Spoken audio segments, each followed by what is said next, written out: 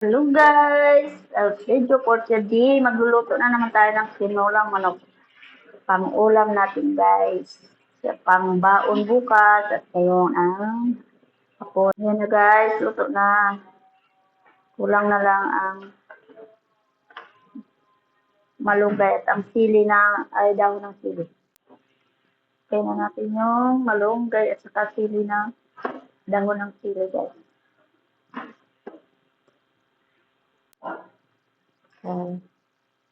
Tapos ito yung kalero natin guys. Dami natin ano.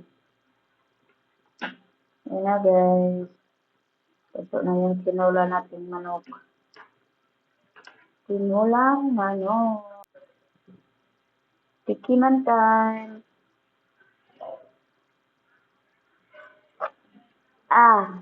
Namit gid guys. Yummy gid. Hanggang dito lang po. Thanks for watching. Bye.